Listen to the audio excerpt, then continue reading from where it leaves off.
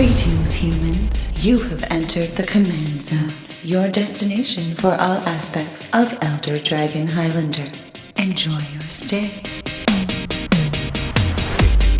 Hey, everybody! You're listening to an episode of the Command Zone. It is an episode, not the next episode, not this week's episode. It is the episode of the Command Zone. I'm your host, Jimmy. What happened? What happens? How is it? It's AAA Josh Lee Clyde. Wait, AAA Josh Lee Clyde? I don't know. You were saying A lot. I just wanted to be part of the club. I thought you were the Auto Insurance Club, AAA. Is that the club? That was good. We have a fun episode today. We're back to talking top 10 cards.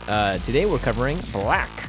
The top 10 black cards in EDH. Yeah, EDH we've decided has just become a single word called You guys want to play some EDH?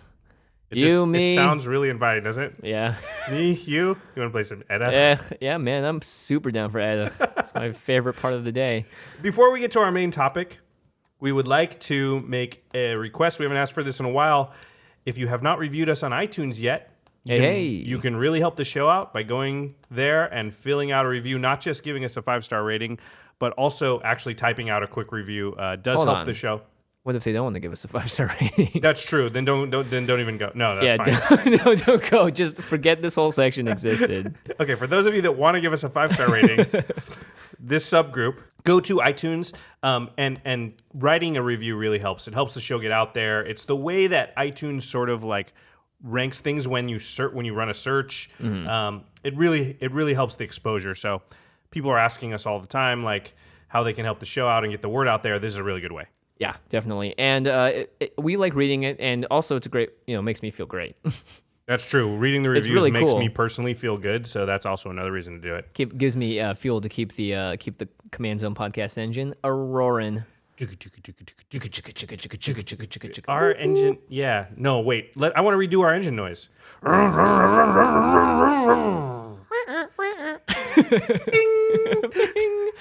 That'd be funny if you just have the most badass car and your bell is just like the bing. That's your horn, you mean? Yeah, everyone's like, is dinner served back there? So black is the second to last color that we've done a top 10 list. There's one left, there's blue. Obviously, we saved the best for last, right? Also, blue is kind of the hardest. There's just a lot of good cards in There blue. are. Actually, black was hard too because I found, we'll talk about when we get there, but there are a lot of things. I thought black was going to be easier because I was like, I don't play a ton of black cards. And then I was like listing them and I was like, crap, I have 50 cards on my list. Yeah. So. Mine had about 20, so it was hard cutting them down. The way that we make these lists is the same for all the episodes. It's what we believe to be the top 10 black cards, and we try and keep the price tag in general under $25 because, there are some cards that, of course, are really good and really powerful but cost $90 to $100, and we don't think that's realistic to make a list of those cards because if you want those cards, you can just look them up. It's not hard to find. Or you can listen to our High Rollers episode. High Rollers, cha-ching. Yeah. In fact, a high rolling card like the Abyss, which I believe we talked about, would probably make the list, but it's a couple $100, and that's just, it doesn't make sense to put that on the top of the list because you can't get it. You can't get it, and also it's a very specific card that's hard to get a hold of. The other thing, before we get into the criteria of the list, is like, guys, we know Demonic Tutor is going to be number one. It should be number one, but we're not going to put it there. Yeah, we just assume it's not fun to talk about the card that we know is going to be number one before even going into it, because Jimmy and I make our lists separately and we don't look at each other's lists, and then now we're comparing to see how close we are or how far apart we are, and we just both knew Demonic Tutor would be number one, so we're just putting that off to the side. In fact, I put all the tutors off to the side, Vampiric Tutor and everything, and just said, yeah, those are sort of the best cards in black, but those aren't fun to talk about. They're not interesting. So we're going to cover the non-tutor cards, basically. Yeah, exactly. And the other big thing is that we did this with artifacts as well. There was a little bit of an outcry because we didn't put Soul Ring on the list, but it's the same idea. If you wanted to talk about most powerful vintage cards in the world, you could be like, Black Lotus is number one, and everyone would know that. It's the most... Might be ancestral. Could be ancestral, yeah. But, the whole idea is we don't want to bore you guys with the number one slot. We can just get it out of the way. A tutor is incredibly powerful because you get to put any card in your deck into your hand. We all know this. We all know this. Yeah, if you listen to the show for this long, then you know that probably would have been our number one, but we're disallowing it for this discussion. Mm-hmm. Yeah, we want to make it a little more interesting. So what are some of the criteria we use to judge a card, Josh? I'm going to go over this really fast because we've talked about it for the other 4 top 10 lists we've done. It's the same.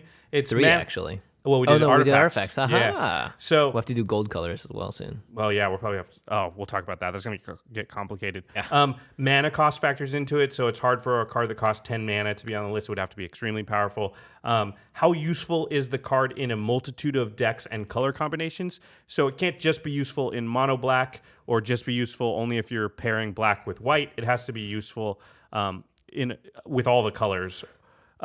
Quadrant theory, which we talked about with Marshall Sutcliffe when he was on. I believe that was episode 9.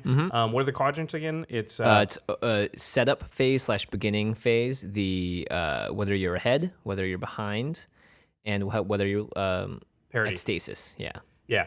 So those are the 4 quadrants. It's how useful is a card in each of those quadrants. And then does the card either enable or combat a strategy that's prevalent in the format? So token decks are prevalent. Voltron decks are prevalent. There's a lot of board wipes in the format. Does it give you mana ramp or card draw, which are the 2 things every deck needs? So that would bump it up or down on the list depending on which one of those categories it hits. Yep, definitely. All right. So You want to just dive right into it? Yeah. Who wants to go first? I'll go first. So All right. my number 10, I said Sheoldred Whispering One. Oh boy, so Sheoldred is I'd say probably one of the more popular mono black commanders if you want to go this route. But Sheoldred is a Praetor, and if you guys know, the Praetors were a legendary creature cycle that were in New Phyrexia, I believe.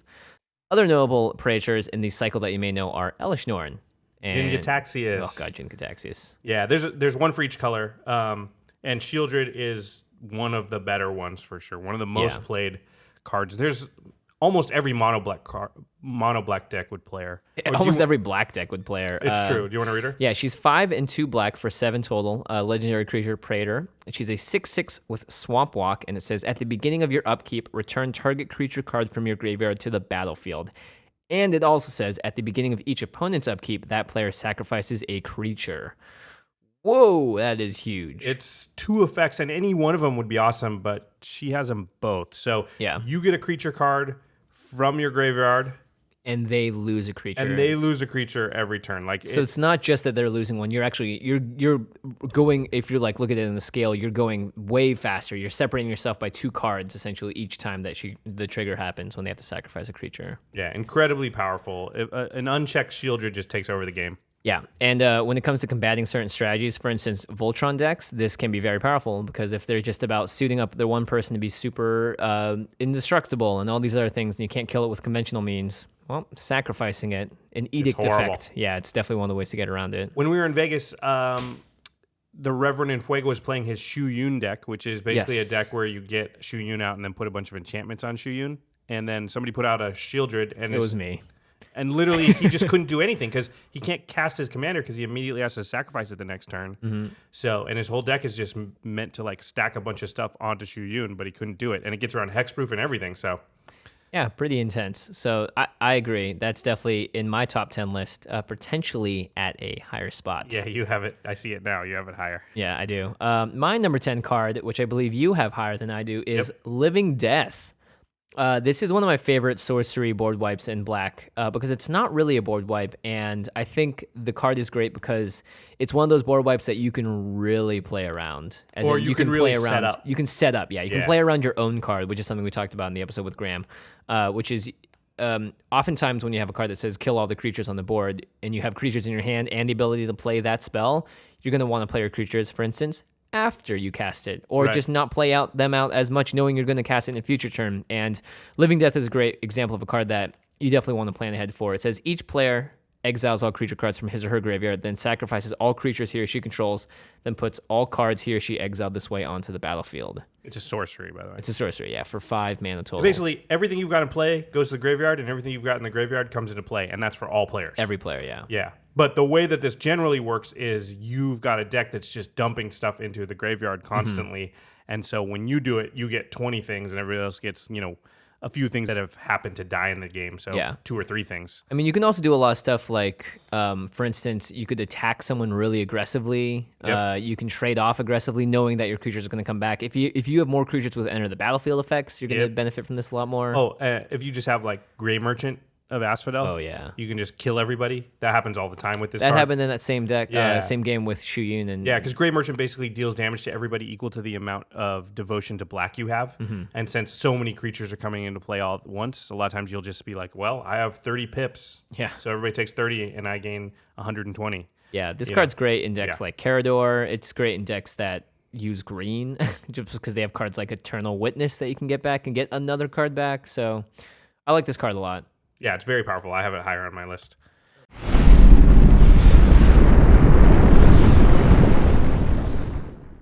Nice. Okay, number 9. Yes. What is your number 9, Josh? My number 9 is Kokusho, the Evening Star. Used to be banned. Used to be banned and was only recently unbanned. Kokusho is 4 and 2 black for a legendary creature, Dragon Spirit. He's a 5/5 with flying. When Kokusho, the Evening Star, dies, each opponent loses 5 life. You gain life equal to the life lost this way. So if there's 4 players, 4 other players, you would gain 20 life and they would all lose 5. This, Pretty good. Yeah, it's great. It really, the life gain is so huge. Also, just the ability to recur this out of your graveyard constantly with something like a sack outlet in like Sheoldred or Carador, those type of decks. They can just play Kokusho. Like once you play Kokusho 3, 4, 5 times, it's just over. Yeah. You just win. Yeah, and I would say the best way to use Kokusho is for when you can repeat his ability a few times. Yep. Because otherwise, it happening once is nice, and it's a 6-mana 5/5 flyer, which is also really good. It usually gains you in a game of Commander 20 life or so. So even if you don't recur it, it's good. Yeah, it's good just dying once. Yeah. But the best way to use it, obviously, and the reason why it was originally banned is because you could really abuse this effect if you built your deck around it.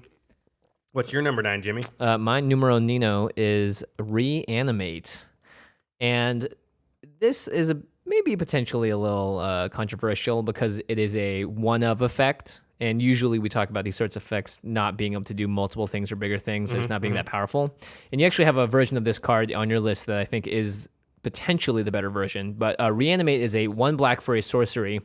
It's like my reverse Path to Exile in black. Yeah. Put target creature card from a graveyard onto the battlefield under your control. You lose life equal to its converted mana cost. So any graveyard. And you just lose life equal to its converted mana cost. Now, that usually isn't a big deal because you're not going to put anything bigger than like an 8, But this is one of those great cards where you can get something back from your graveyard if it's early in the game. Sometimes you even let your general go to the graveyard so you can just get it back with the Reanimate that same turn or whatever. I've done that definitely with my Marchesa deck a bunch of times. Yeah.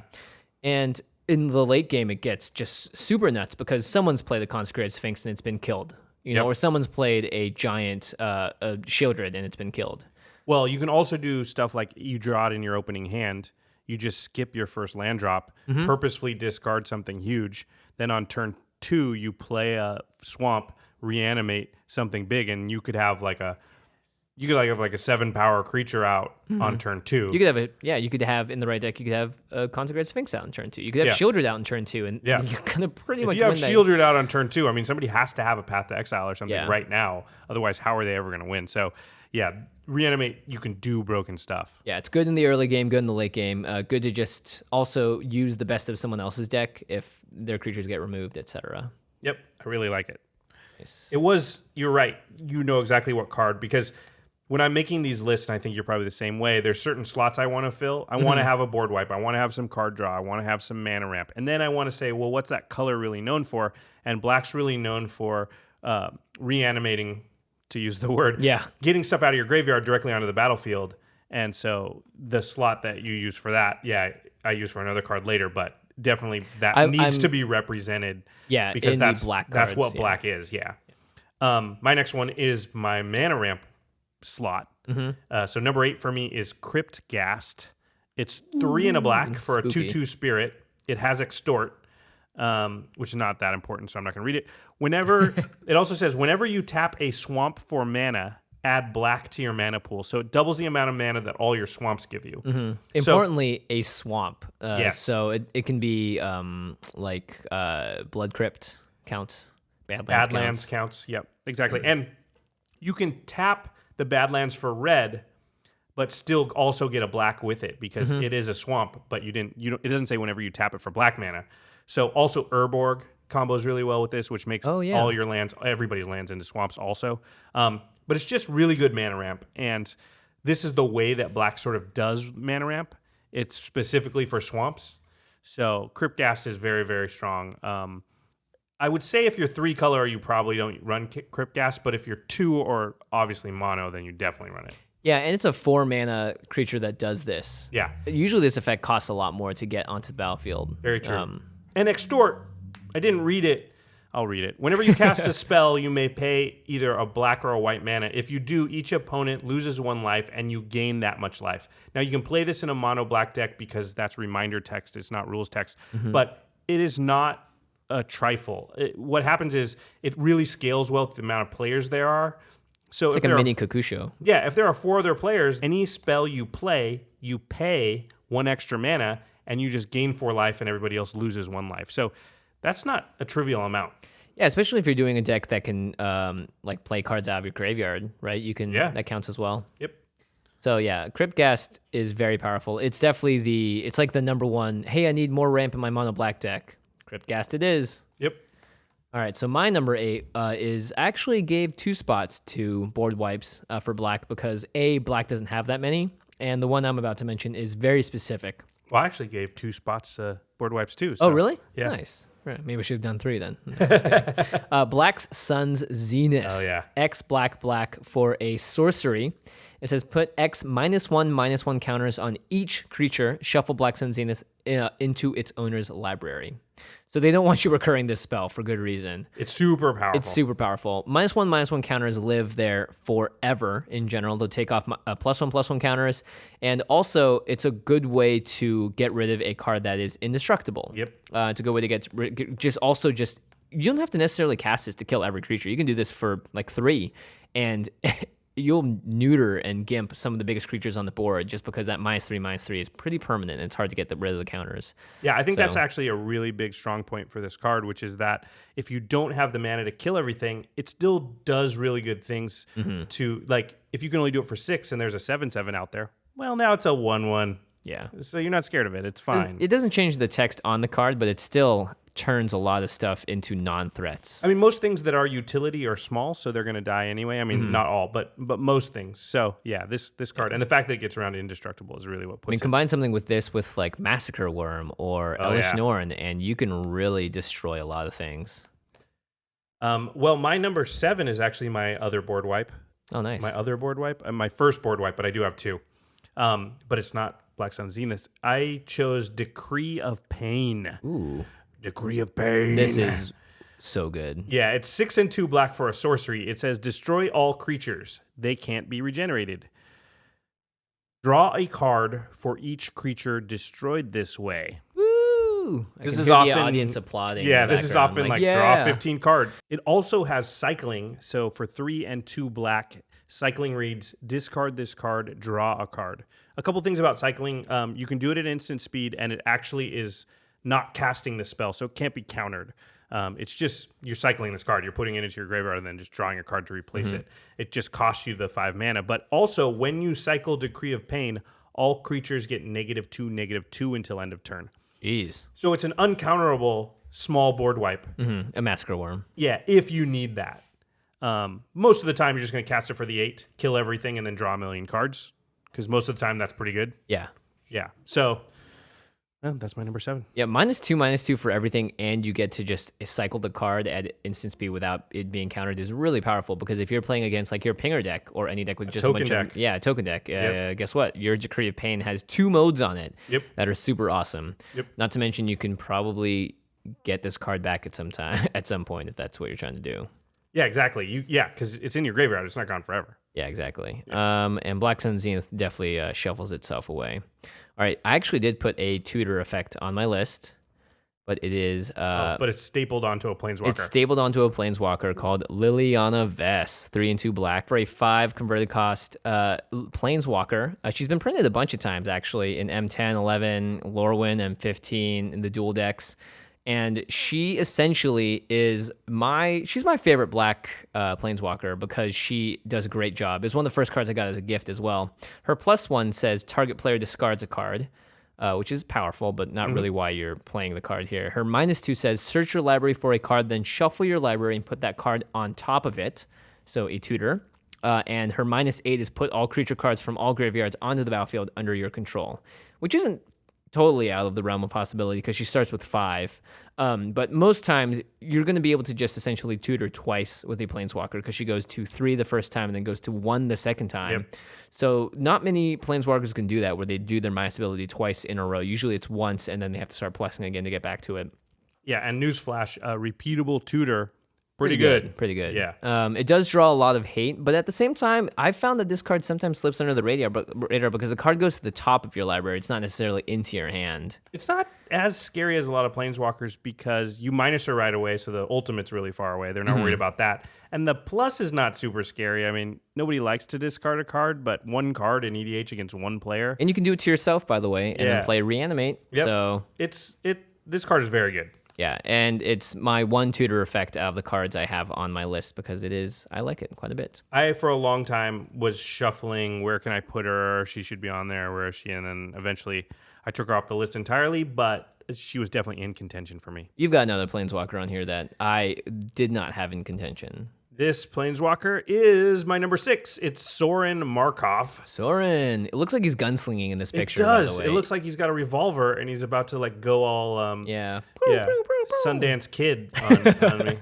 Can I move when I should?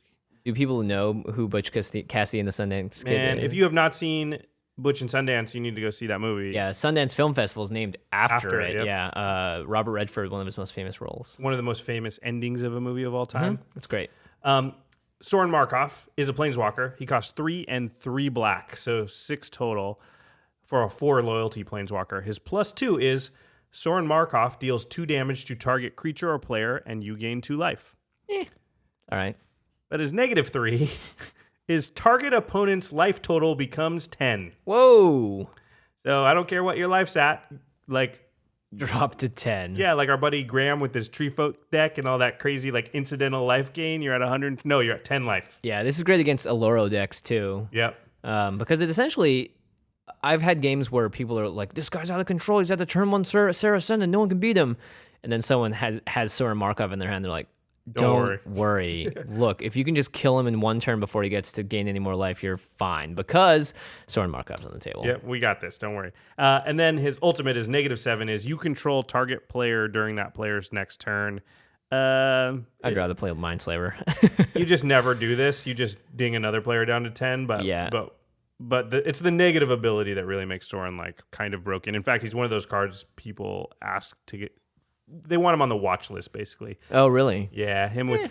I don't mind this effect. It doesn't kill them. 10 is you're still in the game. Yeah, it's a quarter of your life total, but you're not dead. Yeah. So. But it's just very powerful. I mean, this is obviously, again, a card that was designed more for the standard modern environment because taking someone's life total down by half, not as big of a deal. Yeah, never really made any splash, I don't think, in standard, but it's very powerful in our format. Understandable. All right, so my number 6 would be my card draw of the top 10 list, and it is a card I put in almost all my black decks. It is Phyrexian Arena. Very good card. Yeah, this card's been printed a bunch of times as well. It's the card draw enchantment for black. It's 1 black, and it says at the beginning of your upkeep, you draw a card and you lose 1 life. So you go upkeep, draw, untap. No, you go untap, upkeep. Sorry, untap. Upkeep, draw. So you're essentially drawing 2 cards a turn, but you're losing 1 life during your upkeep, which is completely not a big deal because it's EDH, of course. And black doesn't have that much card draw. Well, that's all its card like draw this. is like this, where it costs you life. But this is just like, you don't have to pay mana also. You don't have to do anything else. It's just like, you get 1 extra card. Yeah, exactly. turn. There are a couple of demons. Maybe there's just 1 demon that also does this as well. But yeah, it's very much in black's color pie to draw a card and lose a life at the same time. Yep. 1 for 1 usually. Yeah, some are 2 for 1, and some cost mana also. Yeah. Stuff like Greed. I mean, the best part Erebos. about this is you get to put this on turn 3, maybe even turn 2, and Yeah, and then it you does. It does a great job. If you get a Phyrexian Arena early in the game, you're very far ahead of every other player. You're going to draw like 9, 10 extra cards off that by the time the game ends, which is pretty impressive. Okay, number 5. My number 5 is Living Death, which we already Hey. talked about. So I just valued it a little bit higher than you did. I'm not sure why. Why is that, Josh? I don't know. I just it's an insurrection type effect. Mm-hmm. You know, if you set it up correctly, a lot of times it's just like, boom, I win. Yeah, and it's cheaper too.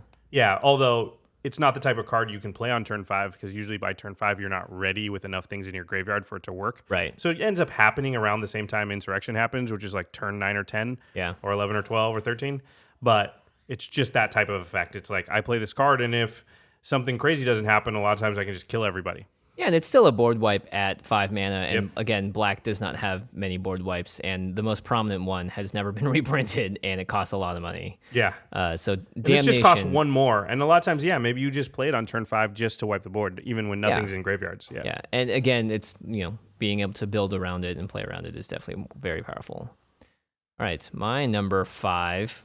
Boy, we're just cruising through these right now. It's great. I love it. I love it. Efficient, fast. We've got our motor going. revving the engine. My number 5 is, I think this is actually probably a bit controversial because it is, again, similar to Reanimate, a one-time effect that... this card's very powerful.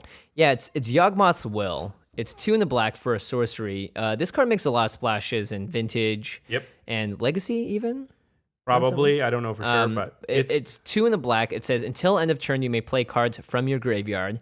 And if a card would be put into your graveyard from anywhere this turn, exile that card instead. So it gives everything in your graveyard flashback till the end of turn. Yeah, and the big thing including creatures. Exactly. So the thing is, your creatures actually come back to the battlefield if you play them this way, and they stay there. Yep. Unless they die that same turn. But we talk about win conditions a lot in EDH and being able to close out the game. And Yawgmoth's Will, I think, is one of the best ways to do it, because if you're behind, if you've traded aggressively, if there's a lot of stuff in your graveyard, and if you're playing black, there should be a lot of stuff in your graveyard. This is the kind of card that will absolutely pull you out from if you're behind someone, because you need to play the 3 things that they got rid of earlier in the game. You need to get your Sheoldred back out there, etc. And it also just has, I mean, the power level is insane. Yeah, I mean, we know how powerful something like Snapcaster Mage is, and this does that even more versatilely. It doesn't leave you with a small creature afterwards, but in EDH, that small creature is not worth a ton. Yeah. And again, Snapcaster is different. You can recur it and stuff, but Yawgmoth lets you play, in black, you can do the Crypt Ghast, Urborg, Cabal Coffers thing and just make like a gajillion mana, and Yawgmoth's will often let you play like 3 or 4 or 5 things out of your graveyard, which can be like Living Death, Decree of Pain, like all this stuff we're talking about. And playing Decree of Pain more than once is backbreaking. I mean, how can you lose? Yeah, how can you lose? Very good card. Another card that I had in contention but didn't quite put on my list. Oh, really? Nice. Number 4. Uh-huh. I notice, little spoiler alert, our top 3 is basically the same. This is maybe the same. This is the closest top 3 we've ever had. In fact, most of the time we have like number different 1 was number ones. a no-brainer for me. Yeah, me too. In fact, I made my list and just put number 1 there and then did everything else. But our 1, 2, and 3 are basically the exact same. Yeah, we'll do it in your order just so we don't have to repeat anything. But let's see what your number 4 is first. Okay. Number 4, I have Victimize. So this is my reanimation effect. Victimize is 2 and a black for a sorcery. It says, choose 2 target creature cards in your graveyard. Sacrifice a creature. If you do, return the chosen cards to the battlefield tapped. Wow. So you sack 1 of your creatures and you get 2 out of your graveyard onto the battlefield tapped. It's a 2 for 2 technically, but you can bring any creature back. So you can do crazy things like discard effects, mill effects to yourself, and then sacrifice a little creature to get 2 really big ones back into play, or reuse enter the battlefield effects, or just stuff like that. So notably, this was also in Conspiracy. Yes, it was. It's a good card for that draft set as well. You know what? I I can understand between Reanimate and this one why this would make it higher on your list. You get 2 creature cards. That's crazy. pretty crazy. And you can sack the dumbest little thing. You can sack an Eldrazi Spawn, a 1/1, a token, yeah. And there's lots of cards. You can sack Kokusho. Yep. Like, there's lots of things in this color that like to do this.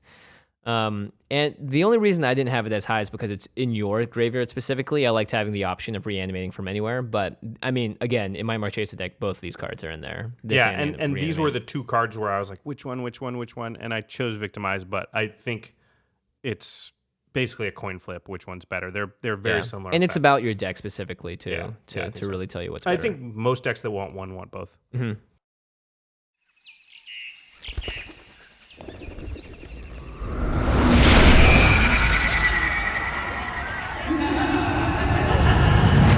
All right, top 3.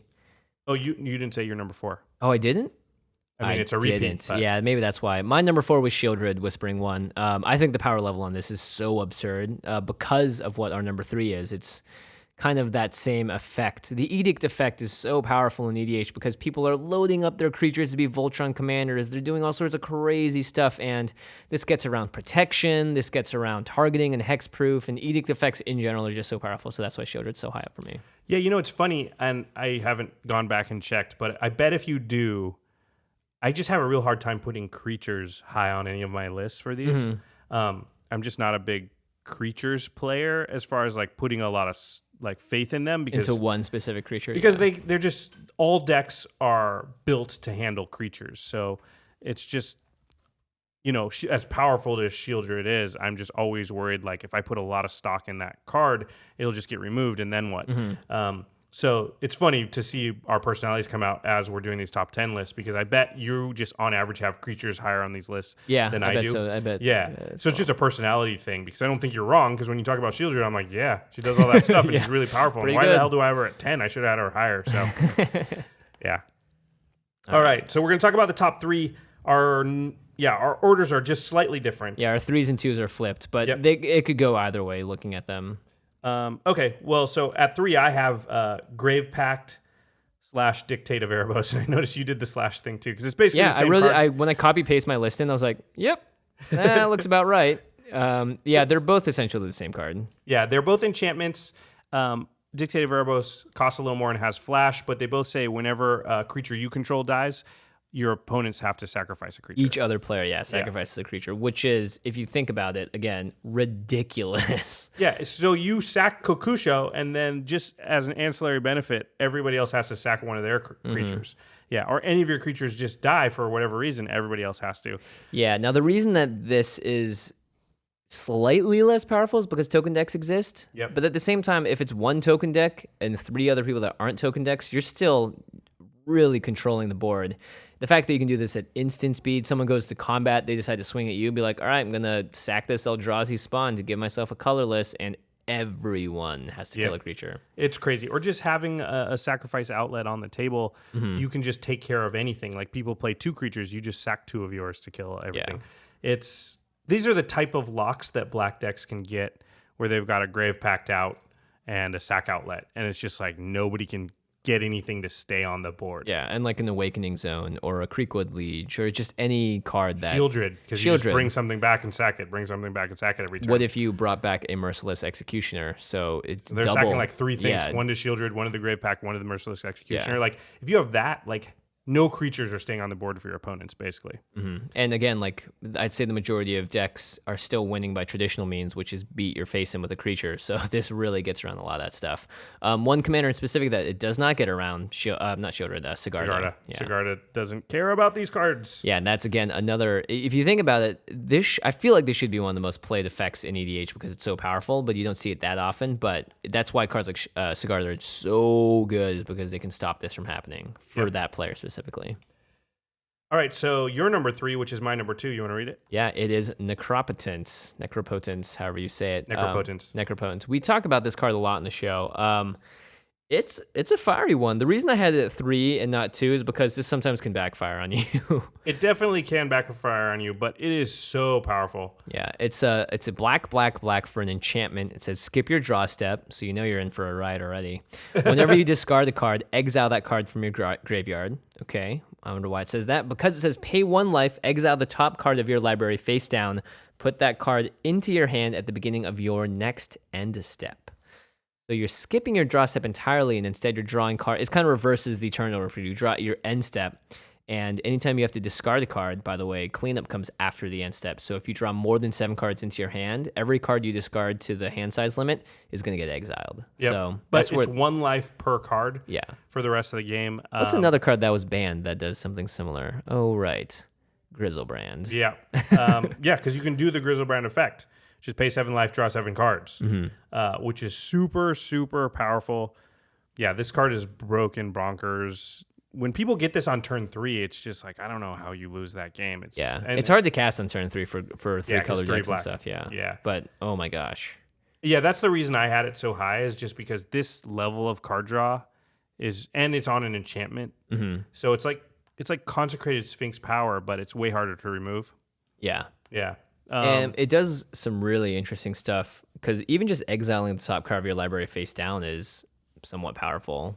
It also gets around like Nekusar type things, because you're not actually drawing that card, you're exiling it and then putting it into your hand. So it has some, I don't know, some additional benefit for stuff like that. Yeah, well, skipping your draw step isn't that great, but this does work great with a card like Phyrexian Arena, because it draws you a card during your upkeep and not your draw Study, Mind's Eye. You can have a lot of ways to draw cards that are outside of your draw step. Yeah. So yeah, it's very, very powerful. Very good. Yep, and definitely top 3 material for both of us here. And we both have the exact same card for number 1. If you guys haven't guessed it, can you?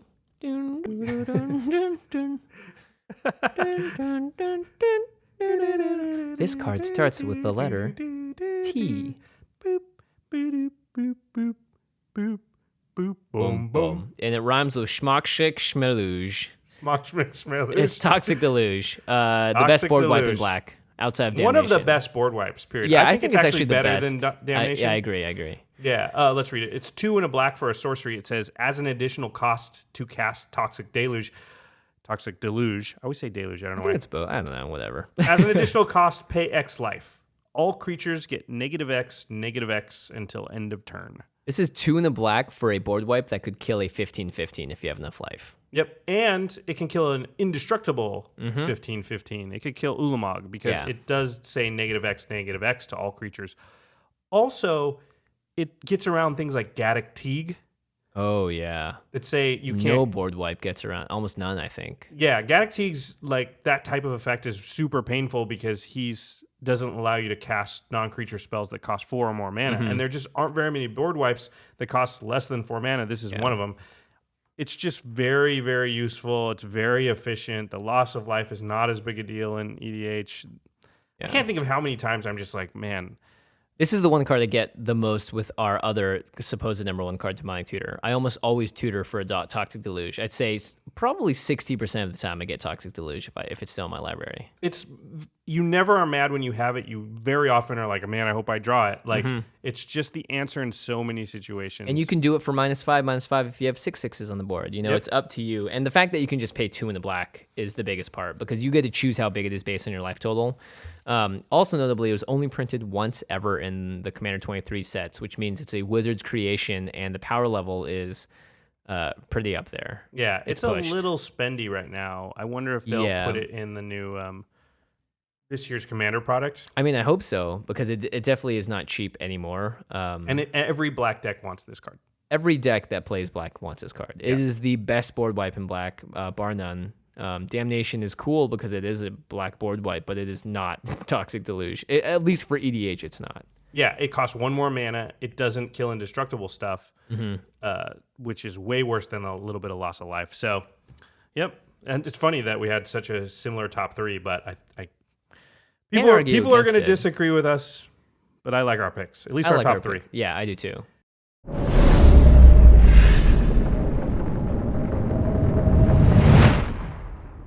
We want to talk about a couple honorable mentions? Yes. And your first honorable mention is actually something I completely forgot to play or put on my list, because I may have put this on there. Well, because I was looking for ramp cards, right? And the 2 I had were Crypt Ghast and this.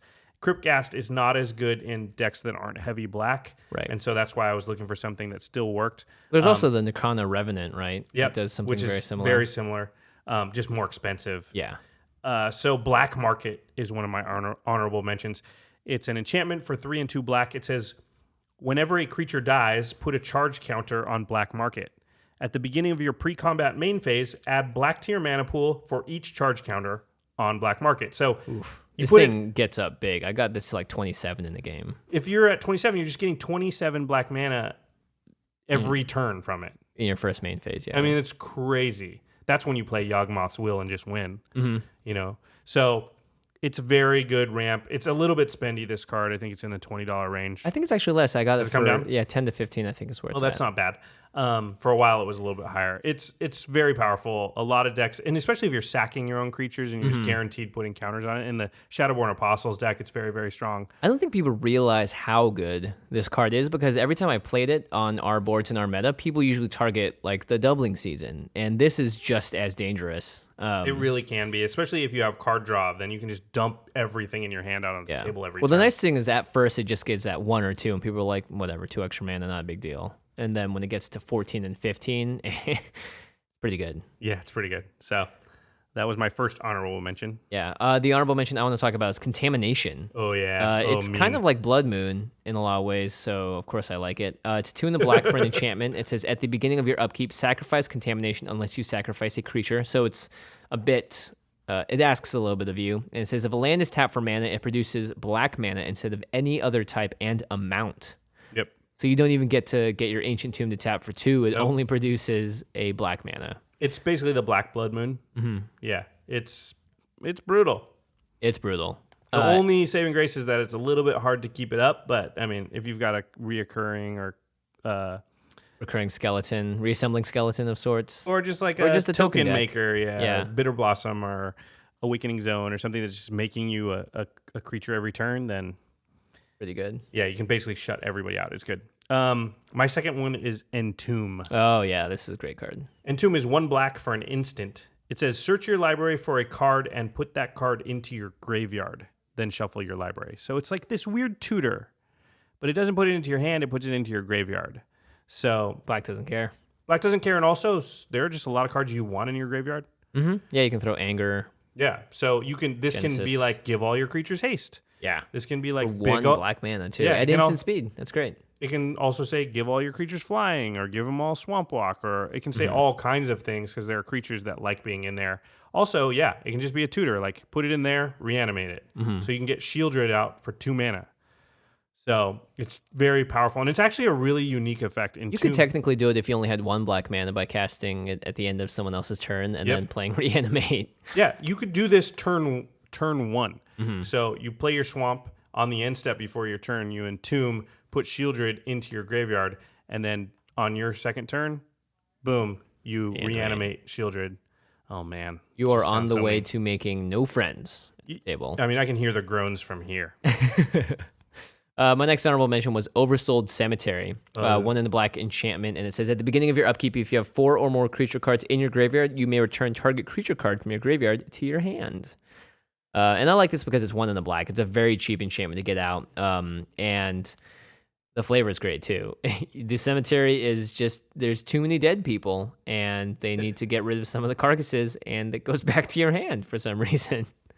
Well, what else are they going to do with them? Yeah, clearly. They oversold the cemetery, man. We got to give some of these back.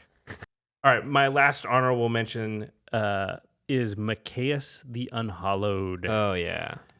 So Big Daddy Mikaeus. Big Daddy Mikaeus. This is the evil Mikaeus. There is a nice one. The evil one, Mikaeus the Unhallowed, is 3 and 3 black, so 6 mana total for a 5/5 legendary creature, zombie cleric. This is actually a very good commander too. Has Intimidate. It says whenever a human deals damage to you, destroy it. Pretty good. And then it says other non-human creatures you control get +1/+1 and have Undying. Oh, gosh. So Undying is when a creature with Undying dies, if it had no +1/+1 counters on it, return it to the battlefield under its owner's control with a +1/+1 counter on it. I wonder what commander likes this card a lot. Marchiza. Yeah, Marchizi. Marchese. Mikaeus is just infamous for going infinite with a whole bunch of different things. Yeah, Triskelion specifically. Yeah, but there's a lot of things that go infinite with Mikaeus, and so he's just a very powerful card for combo decks. If that's the type of thing you want to do, Mikaeus is a guy that does it. Undying is really, really strong. That's the thing. Even if you're not going infinite, it's just like all your guys, when they die, just come back. So think about unless they're humans, but think about like Kokusho. Oh boy. I sack him. Everybody takes 5. I gain 20. Kokusho comes back. I sack him again. Everybody takes 5 more. I gain 20. Now I reanimate him. I sack him. He comes back with Undying because he doesn't have a counter. Like you can go nuts with like that kind of loop. It's not infinite, but it's still just going to kill everybody. It's good enough. Yeah. Yeah, Mikaeus is definitely one of the most powerful black cards in existence. Although the only reason I don't like it as much as Sheoldred is just because it takes a little more setup. Sheoldred just as soon as they pass turn, it immediately goes into effect. There's nothing else you have to do. You need to sack anything. You just need to watch everyone go, no, why? Yeah, I agree. Sheoldred is in general better, but Mikaeus does some pretty crazy broken things. Yeah. And they're both great for mono black decks if you guys want to build that and be evil. My last honorable mention would be the card I've talked about a couple of times on this show. This episode specifically, it's Massacre Wurm. Oh, yeah. 3 and 3 black for a creature worm. When Massacre Wurm enters the battlefield, creatures your opponents control get -2/-2 until end of turn. And whenever a creature an opponent controls dies, that player loses 2 life. So the reason that this card is awesome is, it's not a permanent effect like Elish Norm where everyone gets -2/-2, but it is just your opponent's creatures. And it's a great flicker target. Yeah, super great flipper. And it just, a lot of incidental life gain. It does just kill life kill. loss for everyone else. Oh, yeah, life loss. Because as soon as those creatures die, Massacre Wurm's already on the table. So anything it kills that's minus, like if you're a token deck and you have 10 creatures that you just lose 20 life immediately. That's crazy. Yeah, it's pretty insane. Plus your whole board. Yeah, your whole board as well. So Massacre Wurm's great. I think it's just underrated in general because it's a one-time effect and people don't like those as much. But this is EDH. We have many ways of getting around all that. This is EDH, baby. EDH, baby. Don't even think about it. All right, so that's our top 10 black cards. Nice. Did you guys agree? Disagree? Let us know. Yeah, please go to the comment section on Rocket Jump. Or on YouTube. Or on YouTube. We do prefer Rocket Jump, but you can do it on YouTube also. And give us your top 10 list of your top 10 black cards. We always like to continue the discussion there. There's been a lot of cards that have come up on the other episodes for the other colors and for artifacts where I'm like, man, I didn't even think of that card. Yeah. That card probably should be on there. And it's good for listeners that come along, weeks, months, years down the line, and they can also see what other people thought. And, we're not saying we're 100% right. We're never 100% right. In we're fact, like 99.2% right, though. Yeah, we want you guys to tell us what we're missing here because... Then I'll put it in my deck, and my deck will be way better. Yeah, seriously. And of course, there's a couple of cards, like we talked about before, that are just too expensive for this list, so don't be that Nether squeaky Void, wheel. We know. the Abyss. Yeah, we know. Yeah, we know about those cards. They're $200. So yeah, they don't count. I just bought 7 of them instead of buying 8 decks or whatever else you could do with that money.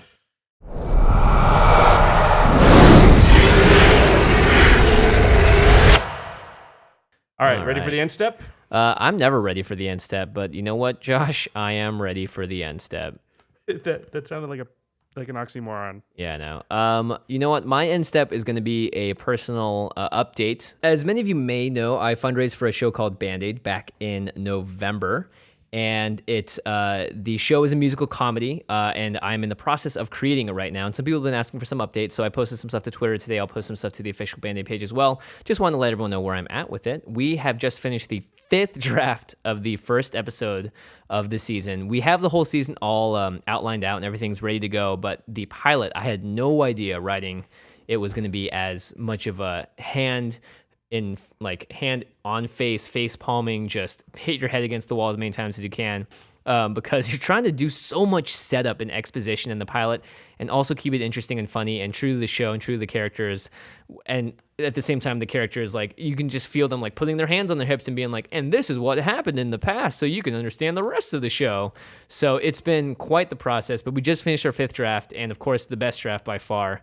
And I have a hard deadline for myself set right now to finish a first draft of the whole season. The first episode was by far the hardest, and I know for a fact that the rest are going to be much easier by July. And we hope to go into production in August. So that's the status of Band-Aid. Very exciting. and very tiring. Revisions, man. Lots of revisions. I don't know if any of you out there have ever tried an endeavor of this size, and I will refute Jimmy's assertion that the rest of the episodes will be easier. Oh, good. No, it's not. They won't be easier. I know. They will be difficult. Everything's gonna be difficult. I'm just saying that to make myself feel better. Yeah, and people who are asking about updates, that's great because there was a Indiegogo, but they should realize too that the process of doing something of this size and magnitude, it just takes a lot of time, and there's no reason to do it if you don't take the time right now to make those scripts good.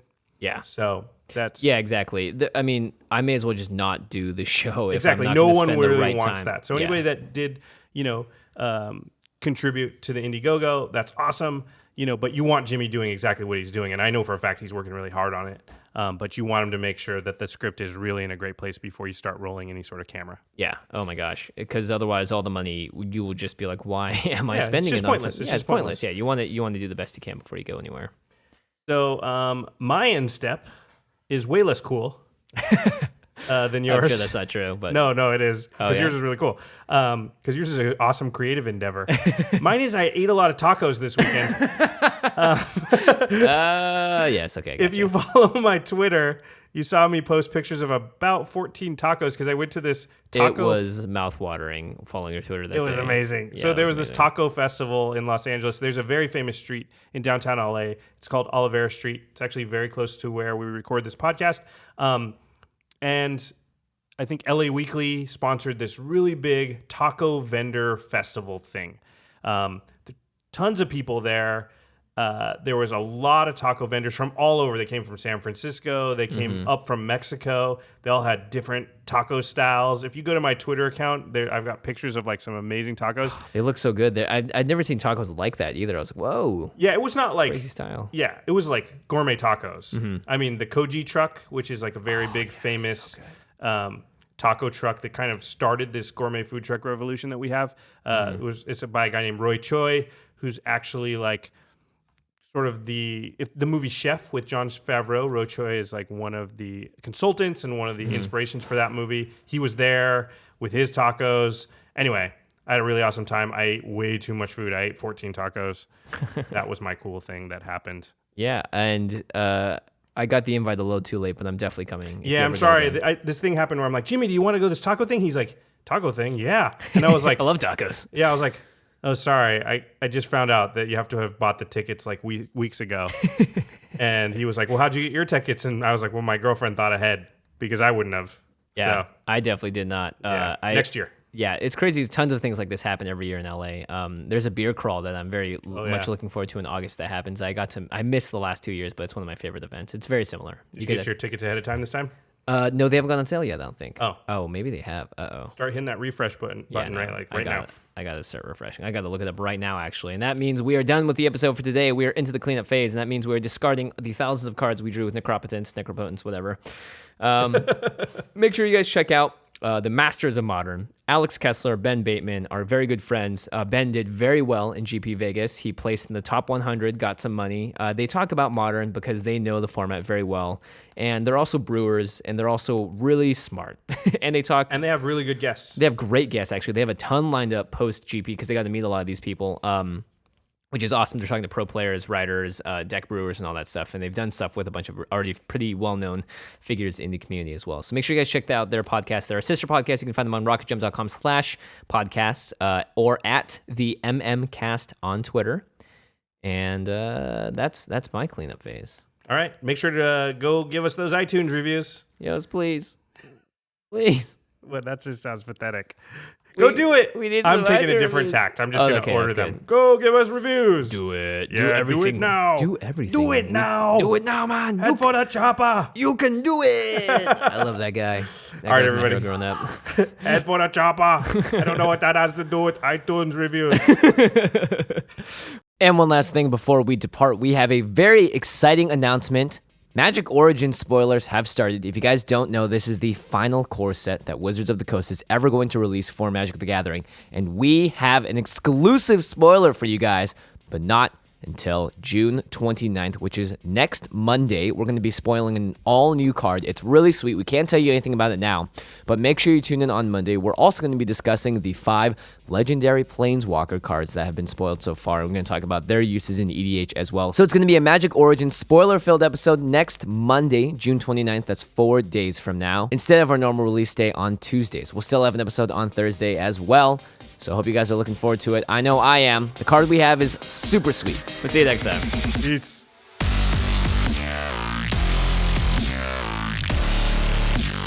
Thank you for your attention. For further inquiries, send an email to commandcast@rocketjump.com or ask us on Twitter @JFWong and @JoshLeeQuai. See you later, alligator. Greetings, humans.